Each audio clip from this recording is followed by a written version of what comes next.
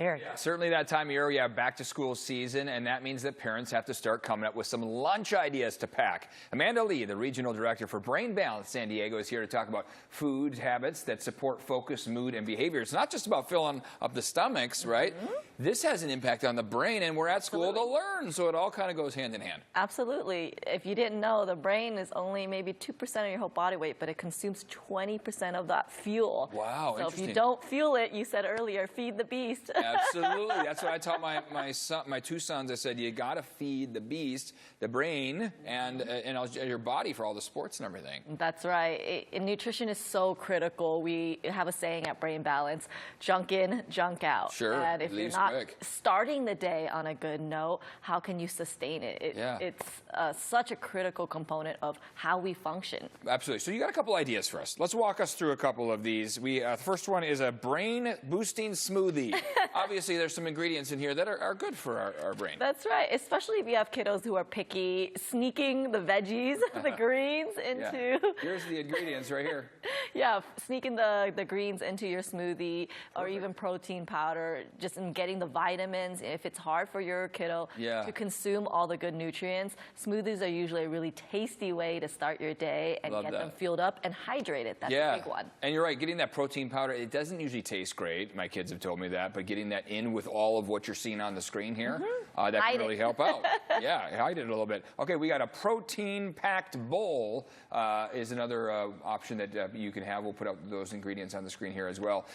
Protein's the name of the game. It is. Fill them up. It is. Protein is something that drives the neurotransmitters in the brain as opposed to sugar. And so we really emphasize if you want to sustain that fuel throughout the day and again, not crash, protein is the way to go. And there's so many ways to get protein. And this is just one of the fun ways to switch up your lunch. It's not just a carb-heavy, peanut butter and jelly sandwich. And variety is really what's key. I love that. We got the rice, you got the chicken, you got onions and peppers in there, some other vegetables, so that's good.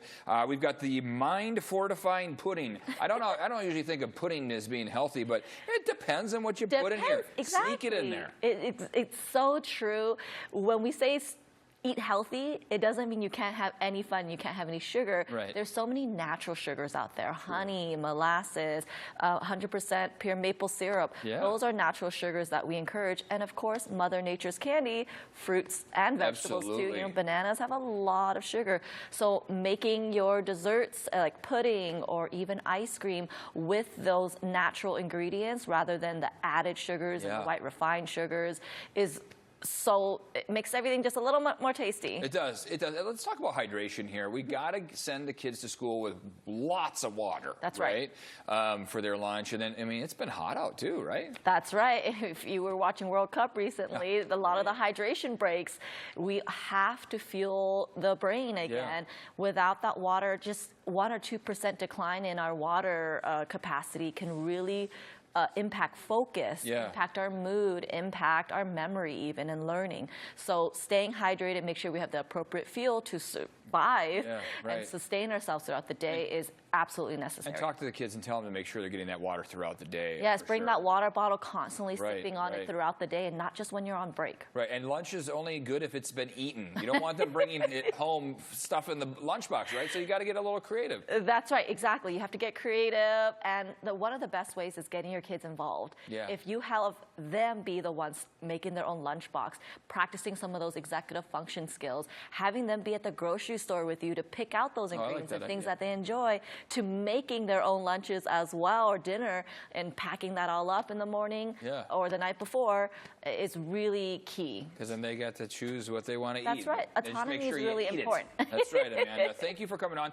Where can people learn more about Brain Balance? BrainBalanceSanDiego.com has a lot of information around nutrition, on brain and focus, ADHD, learning challenges, and more. And you can access on-demand webinars and blogs around this back-to-school time frame. Thanks, Amanda, for everything you do, and happy back to school. That's right. Thanks for helping out our kids. We'll be right back.